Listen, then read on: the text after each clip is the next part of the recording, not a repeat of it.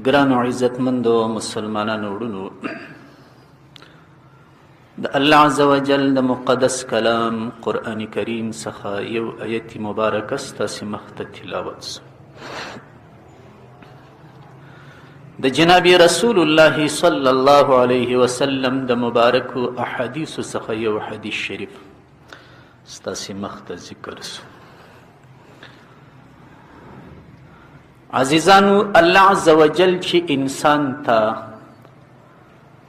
د ژوند او زندګۍ د تیرولو کم طرزونه منور کړې ده چې ای حضرت انسانه ته پر دغه ډول ژوند کوه چې هغه د انسانیت ژوند دی، هغه د رحم و شفقت ژوند دی، هغه د جار و قربان ژوند دی، هغه د همدردۍ و مواسات و صلې رحمۍ ژوند دی.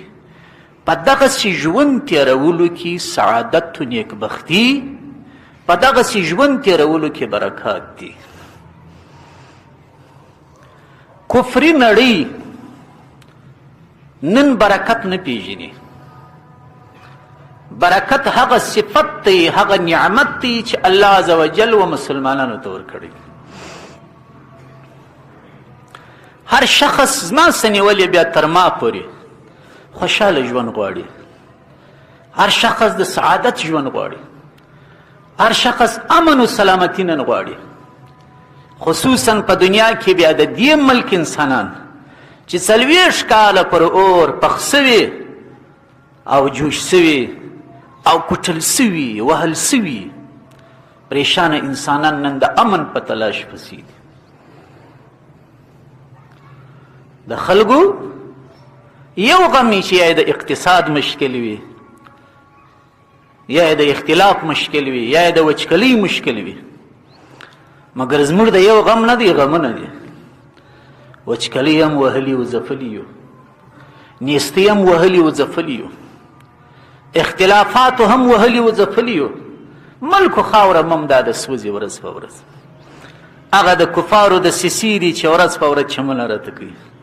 یو ورځ راته وایي سوله در سره کوم، جوړه در سره کوم، بله ورځ وایي بدماشي در سره کوم. دا اوس څنګه ترتیب دی؟ خبره ده که نه ده؟ نو سعادت نیکبختي په چش کې ده. سعادت نیکبختي د الله عز وجل او د هغه د رسول صلی الله علیه وسلم د فرامینو د احکامو سره موافق په ژوند تېرولو کې دی. بس دا د ټوله دین خلاصه ده. برکت ولو ان اهل القرى آمنوا واتقوا. الله عز وجل په قرآن کې فرمایي دا د کلو خلق نه دي، دا د شارو خلق، دا د کلو خلق، دا د بانډو خلق، دا د غرو خلق. که چیرې دوی راولاړ سوي وای، آمنو ایمان یې راوړی وای، واتقوا او تقوا یې اختیاره کړې وای، ما به څه ورسره کړي وای، لفتحنا علیهم برکات من السماء والارض. ما به پر دوی باندې د اسمانو او د مځکو څخه د برکت دروازې راخلاصې کړي وای. برکت هغه شی دی چې د فهمیدلو دی، د لیدلو نه دی. علامه قاضي ثناء الله فانیفتی رحمه الله په خپل تفسیر مزاري کې فرمایي واصل البرکة الزیاده والمواظبة في كل شيء. برکت وای زیادت ته، برکت وای زیاتوالی ته. برکت د بشتوای چې د لږ روپو شی، د لږ قیمت شی ډیر کاروږي. دا بزرګان سپینږیري دا د ډیر وخت خاوندان تاسې ته یو وخت وایي چې یو وخت مې یو داسې موټرسایکل درلودی، 20 کاله وایي دا موټرسایکل ما وچلو، هېڅ مشکل نه.